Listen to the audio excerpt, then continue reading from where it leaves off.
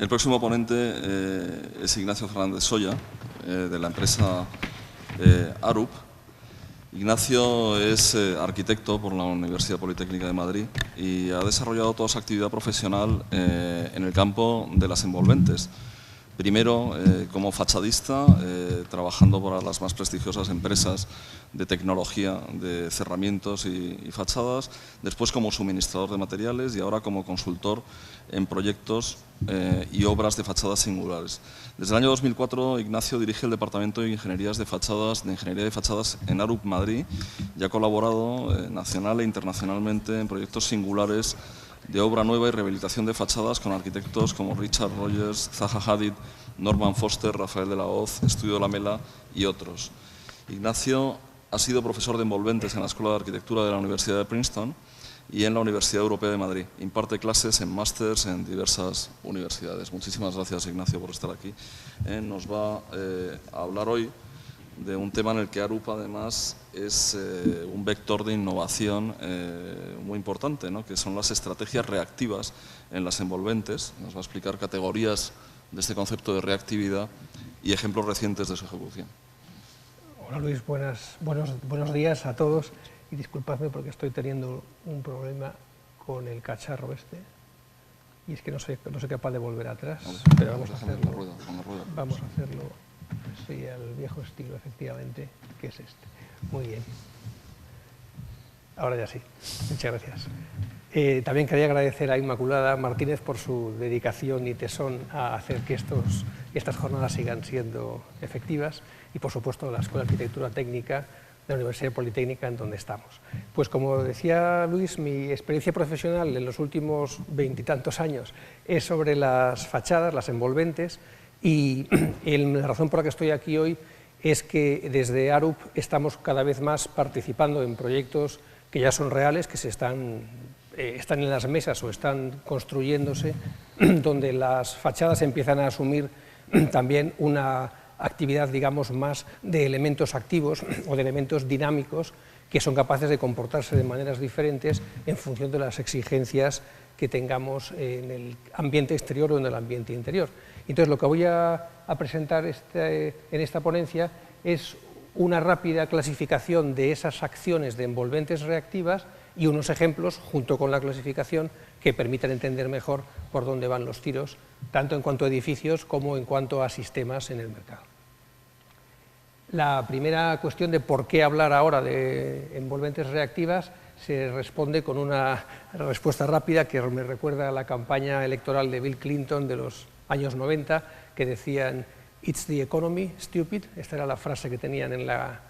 sede electoral de la campaña. Pues aquí es lo mismo, ¿no? La respuesta es, simple y llanamente, es por la energía, y está claro que lo es porque la energía en la edificación pues, se acerca al 50% de la energía total consumida en los países industrializados. No todo ese 50 o 40 y tantos % es energía de climatización, calefacción, iluminación, pero un gran porcentaje lo es y, por lo tanto, ahí tenemos la razón principal por la que tenemos que afinar más en la calidad del trabajo que haga la envolvente para nuestros edificios.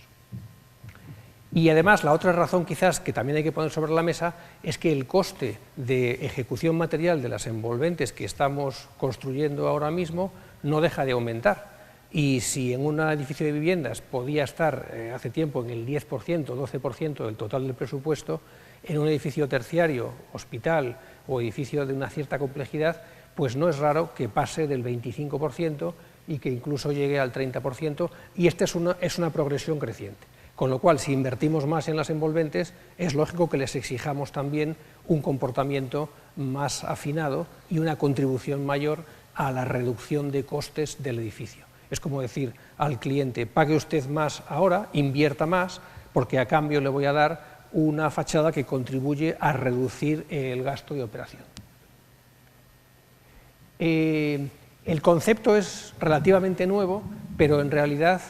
el hecho de que una fachada, una envolvente, tiene que cumplir muchas funciones y cumplirlas bien, es muy antiguo. Una de las mejores caracterizaciones de las funciones de una fachada la encontramos aquí en esta gráfica, que es del año 1948,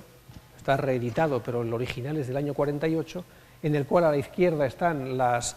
exigencias en el interior del edificio y a la derecha las exigencias en el exterior del edificio. Y entonces, con este esquema que sigue siendo totalmente actual, pues tenemos ahí un conjunto de funciones que una fachada más dinámica, más activa, debería ser capaz de modular mejor.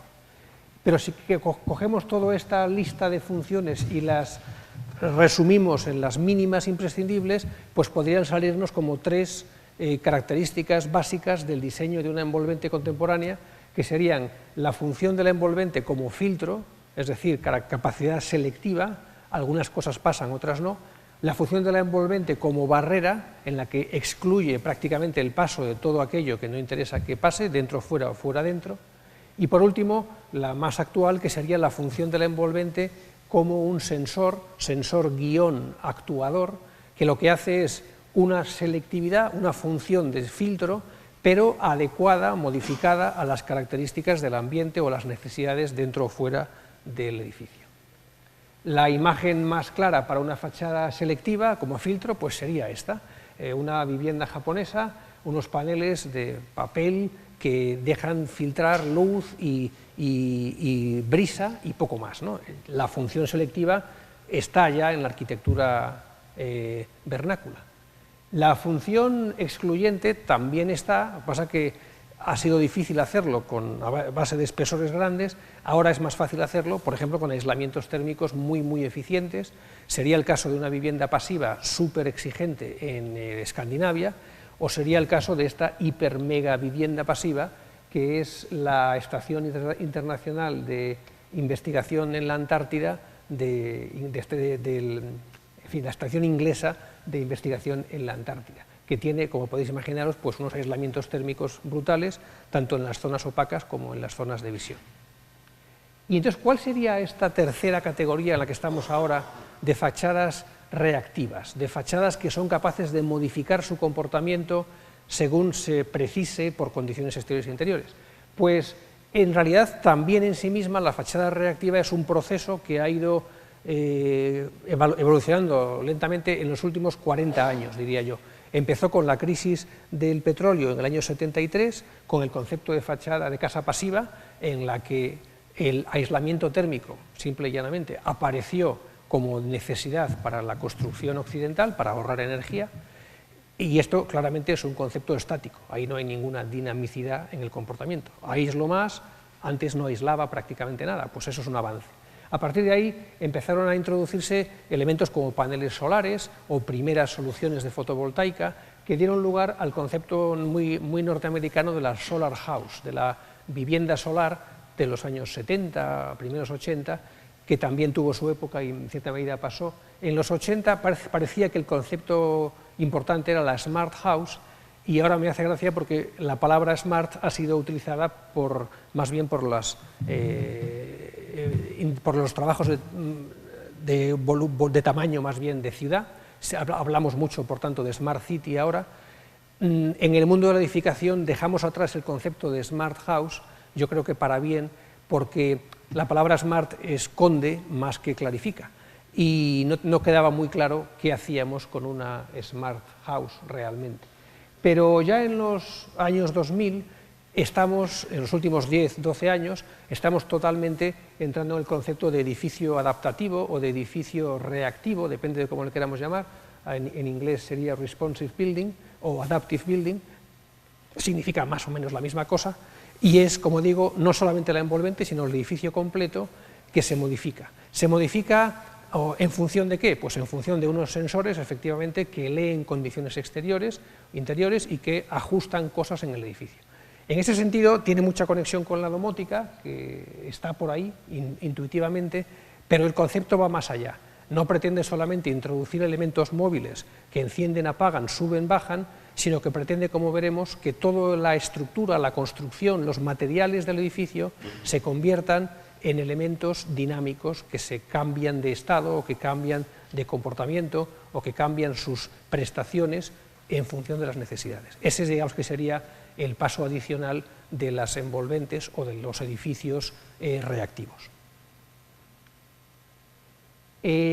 Empezar a pensar en que el diseño del edificio se convierte en su mayoría en un elemento activo o dinámico, pues nos mete en una cierta complejidad, en una enorme complejidad, porque ya no vale aquello de que cada uno de nosotros, el especialista de tal o de cual, el arquitecto, el ingeniero, aporta su paquete de información y aquello todo se coordina y se construye. Ahora es imprescindible mucha mayor coordinación entre las partes y, por lo tanto, una mayor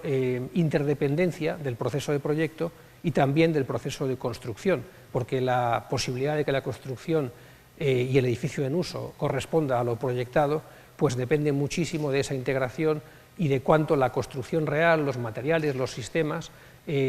corresponden o mejoran, si puede ser, lo que se definió en proyecto. En estas imágenes, en esta imagen tenemos dos columnas de quizás un poco demasiado positivas, pero está bien, de cómo los métodos de diseño tradicionales, que son más estáticos, más rígidos, más cada uno su especialidad, se convierten en métodos de diseño que a su vez en sí mismos son dinámicos, adaptables y donde la performance, es decir, las prestaciones en su conjunto, son realmente el objetivo. El objetivo, dicho en una sola palabra, una sola frase, sería edificios cuyas prestaciones mejoren, cuyas prestaciones sean claramente mejores. Ese es el objetivo y eso es ahora cuando estamos empezando a darnos cuenta de que es la clave para que nuestros edificios tengan un comportamiento energético y no solo energético más eficiente.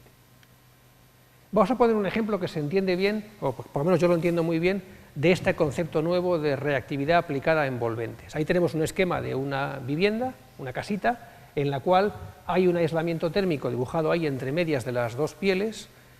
y no queda muy claro qué es, porque es un esquema. Tenemos una energía que puede venir de fuera, un flujo de energía del exterior, y también podríamos tener un flujo de energía que se está gestionando, está generando en el interior del edificio. En función de las diferencias de temperatura y de necesidades interior y exterior, esa energía pues, podrá entrar o salir, depende del caso. Entonces aquí el concepto es decir, bueno, pues la envolvente, en lugar de ser una fachada aislada o una cubierta aislada y punto, se convierte en una especie de intermediario entre dentro y fuera para decidir en cada momento qué tiene que hacer esa envolvente, desde el punto de vista térmico. Y básicamente lo que puede hacer es rechazar el flujo de energía, por ejemplo, entrante en verano, si tiene más calor fuera que dentro, no nos interesa, podría almacenar esa energía entrante, por ejemplo, en la fachada sur en un día de invierno soleado, podría, para utilizarla después por la tarde-noche, podría atemperar, dejar pasar una parte de esa energía, pero no toda, también podría dejarla pasar directamente, mañana de invierno, primera hora de la mañana, sol, adelante, la energía es bienvenida, y podría también redirigirla, es decir, coger esa energía en la zona donde está dando el sol y moverla a través de la envolvente para integrarla dentro del edificio en las fachadas menos expuestas y por lo tanto con zonas interiores más frías que pueden necesitar esa energía en principio sin coste. Por lo tanto, esa cantidad de funciones que son rechazar, almacenar, filtrar, redirigir, controladas con un sistema lo más sencillo posible y lo menos dependiente posible de una compleja Building Maintenance System, cuanto más sencillo sea y más automático sea, mejor. Eso sería una idea, un esquema de envolvente reactiva, de envolvente adaptativa, que funcionaría así, actuando, modificando el comportamiento térmico de la envolvente todos los días del año, todos los años de la vida del edificio. Suena atractivo, la verdad.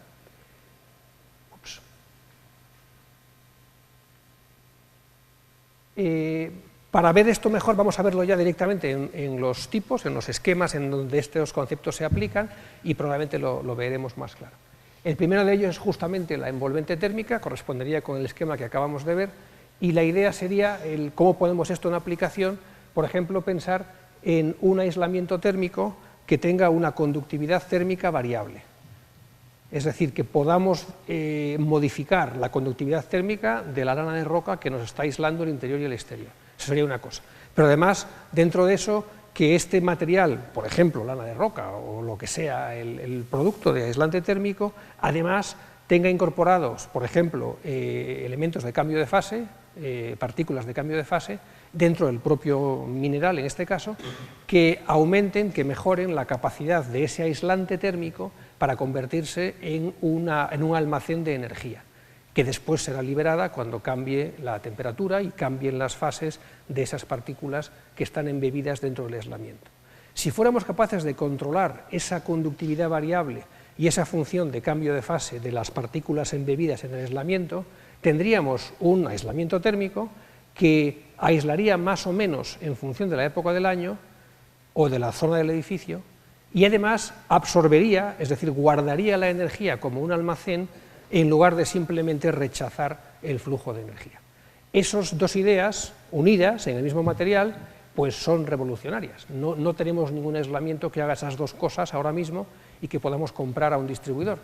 pero las investigaciones, los estudios van justamente por esas dos líneas, de momento separadas, pero probablemente no en mucho tiempo las veremos juntas en materiales que estarán disponibles en el mercado.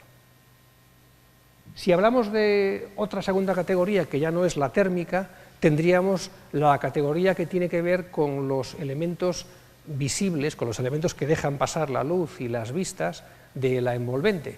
cualquier zona cristalada. Y aquí podríamos modificar la transparencia, es decir, permitir o no permitir el paso de la luz para las vistas, y también podríamos modificar esa capacidad de entrada o salida de luz para controlar simplemente la cantidad de luz solar que llega al interior del edificio, que a veces puede ser excesiva y por tanto nos puede interesar tamizarla.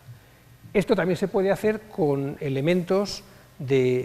dinámicos que se hacen más o menos transparentes simplemente por una operación automática que tiene en cuenta la cantidad de radiación solar exterior y, por ejemplo, y la hora del día. Con eso bastaría, ¿no?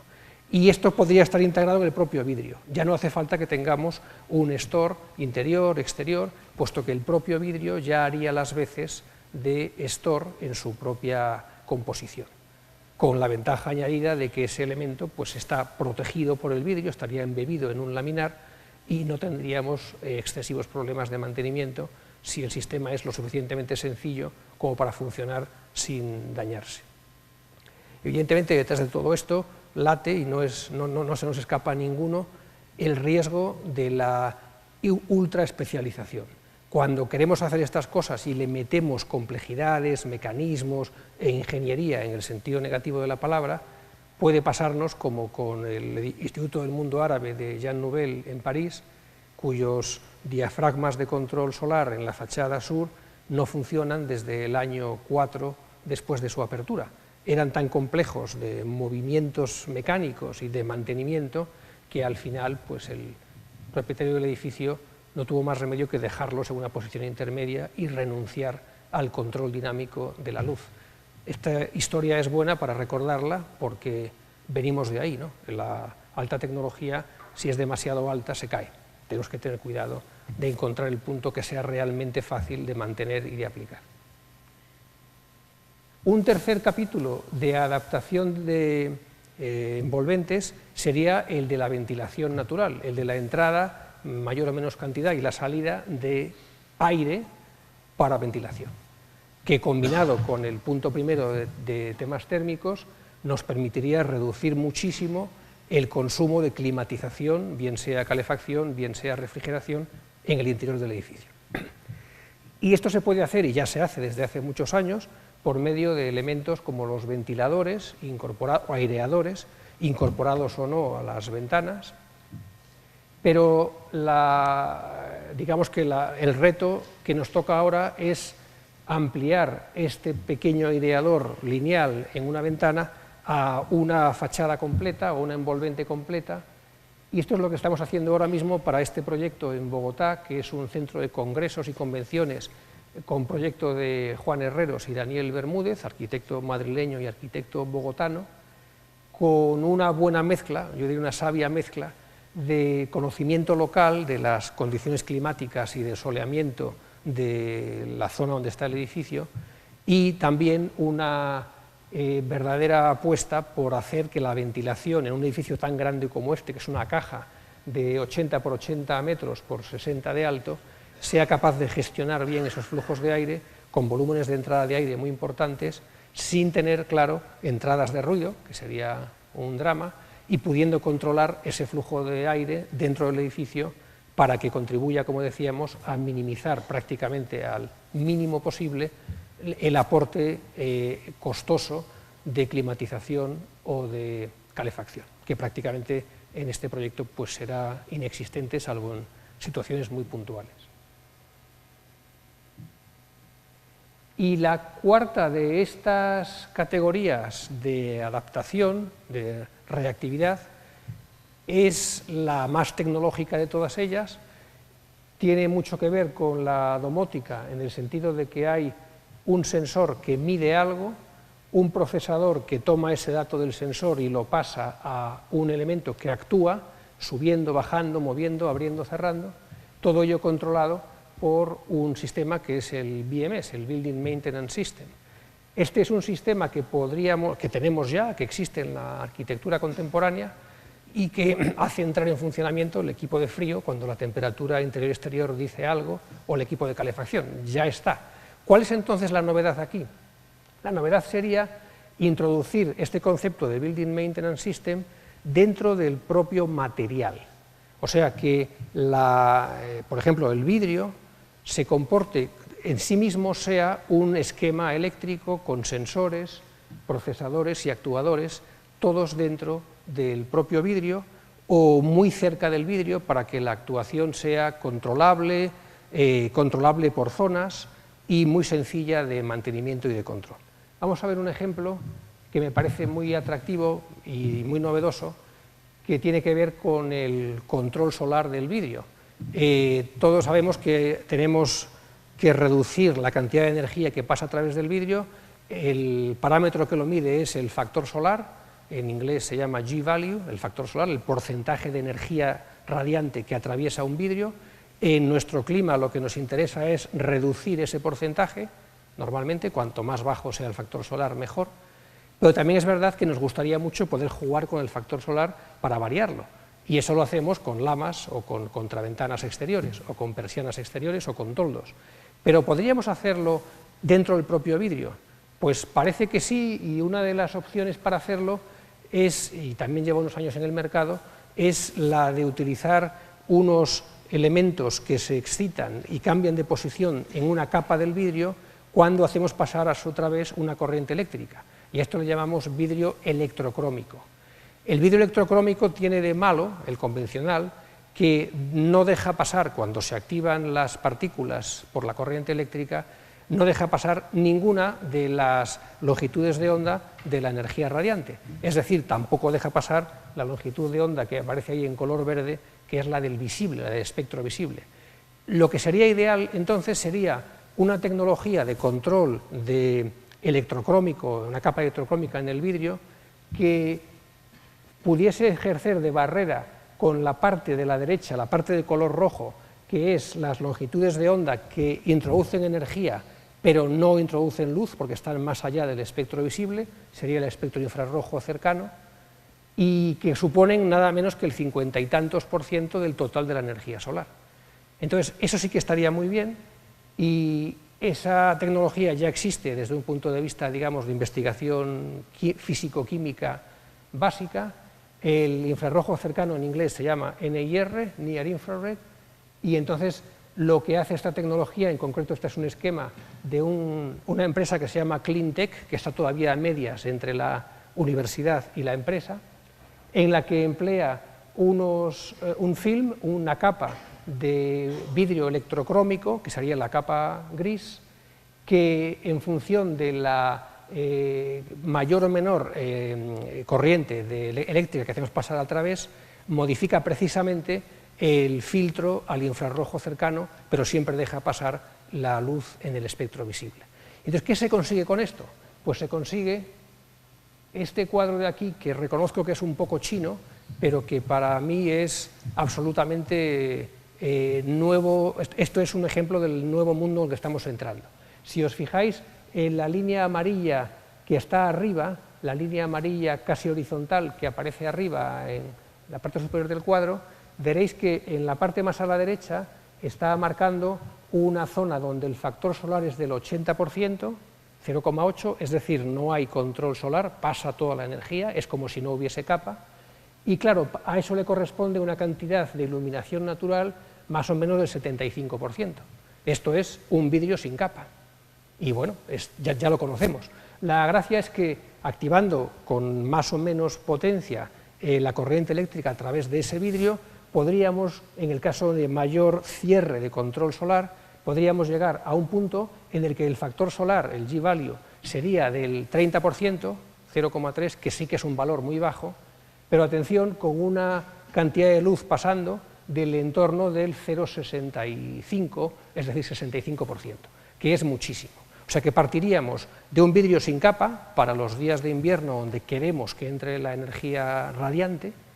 a un vidrio con una capa selectiva de altas prestaciones, que nos sigue dejando entrar mucha luz, pero que está dejando fuera de la fachada nada menos que el 70% de la energía radiante, solo entra el 30%, que es la parte correspondiente a la propia energía luminosa, que por supuesto no la podemos nunca eliminar. Por lo tanto, ahí tenemos un vidrio adaptativo o un vidrio reactivo, controlado por un sistema muy sencillo, no hay máquina, no hay, como en los diafragmas de Jean Nouvel, pistones, ni motores, ni nada por el estilo, simplemente hay la aplicación de una pequeña corriente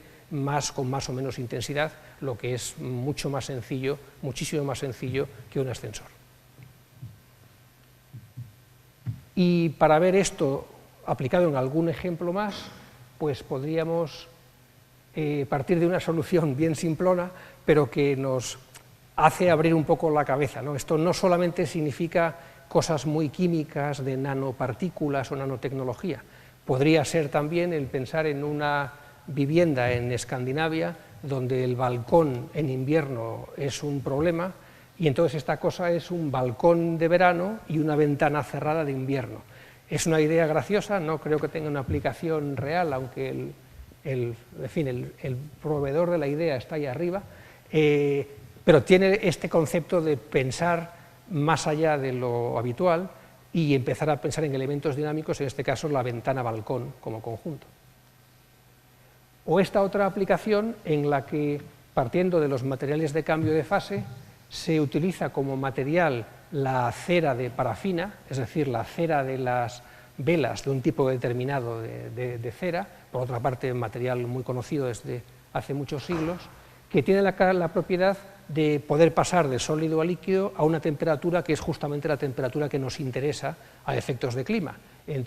Por encima de 15 grados empieza a licuarse y a los 20 grados está completamente líquido. ¿Qué está haciendo en esa fase de cambio de estado sólido a líquido? Pues lo que está haciendo es liberar energía y cuando pasa del líquido al sólido la absorbe. Entonces estamos, como si dijéramos, utilizando un material que no deja de ser más que una cera que está ahí embebida en una especie de almacén que no deja de ser un panel de fachada, que simplemente por temperatura radiante está absorbiendo energía, quedándosela para liberarla después cuando hace falta. El punto es, lógicamente, absorber energía de día cuando el sol impacta, liberarla varias horas después cuando el ciclo de temperaturas de la fachada, simplemente porque el sol se ha puesto, hace bajar la temperatura. Ese material cambia de fase nuevamente, libera el calor y tenemos entonces calor gratis de noche y el ciclo continuaría día-noche completamente. Si esto lo acoplamos a la posibilidad de que cuando nos interese que lo haga funcione y cuando no, que puede suceder que no os interesase en ciertas épocas del año, podamos liberar ese calor generado por la noche a otros sitios, pues tendríamos un sistema reactivo completo con funcionamiento día-noche y funcionamiento todo el año. Este es un ejemplo que me gusta mucho porque no tiene nada de alta tecnología, solo tiene la aplicación de varias capas que no dejan de ser más que estores, sistemas de control solar, correderos sobre un gran hueco que sería la ventana que comunica el espacio de estar con un jardín. Y esta es una vivienda prototipo para un concurso del Solar Decathlon de hace unos años, aquí en Madrid, que ganó, me parece que fue la primera edición del Solar Decathlon en Madrid, no recuerdo en qué año fue, y el prototipo se basaba, como digo, en esta posibilidad de tener varios elementos de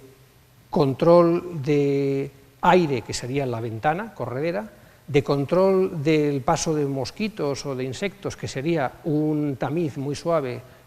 contra insectos, y después de un tercer elemento que era una corredera de control solar, pero que tenía un sistema, digamos, de apertura de unos taladros circulares fijos, en este caso no había nada que se moviese más que la propia corredera, que permitían un cierto paso de luz difusa sin dejar entrar a la luz directa. Por tanto, tecnología convencional, pero eso sí, modelización, en este caso por simulaciones energéticas, muy afinada, para que el conjunto de la ventana de vidrio, el pequeño elemento de contramosquitos y la contraventana de unas dimensiones y aperturas muy determinadas permitiesen, simplemente abriendo y cerrando manualmente, pues controlar el ambiente interior de esta vivienda con unas operaciones mínimas y con un gasto energético nulo. Y termino con esta imagen de una aplicación un poco más sofisticada, pero en realidad tampoco tan compleja. Esto es un edificio industrial en Austria que tiene en la parte izquierda unas oficinas, un pequeño elemento de oficinas, en el que se planteó pues, un sistema de control solar, que son unos paneles de aluminio perforado que pueden, como veis, moverse abriéndose y cerrándose a voluntad. Entonces, en la posición abierta no vemos ningún panel, solamente vemos una especie como de lamas horizontales que sobresalen, y en cambio cuando el sol empieza a dar por la primera zona de esta curva, pues estos paneles, con un sencillo sistema informático de el sol, estamos a esta hora del día, es este día del año, capto que hay luz, es decir, que no hay nubes, entonces empiezo a cerrar las lamas por el orden preestablecido en el algoritmo. O sea, sencillísimo. Y bueno, pues se consiguen, aparte de que se consigan imágenes más o menos chulas, al final, lógicamente, pues el objetivo es que en el momento de máxima incidencia solar puedas tener cerradas las partes que te interesen. Como veis, nada del otro jueves, salvo que si este sistema de lamas está bien diseñado, los motores que activan el movimiento vertical a través de estos carriles funcionan bien y se mantienen bien, el resultado que hay que, por supuesto, justificar con un análisis energético sería que el coste de instalación más operación de estos mecanismos compensa a largo plazo el ahorro energético derivado de no preocuparse por el control solar. Lo hace la fachada por sí sola.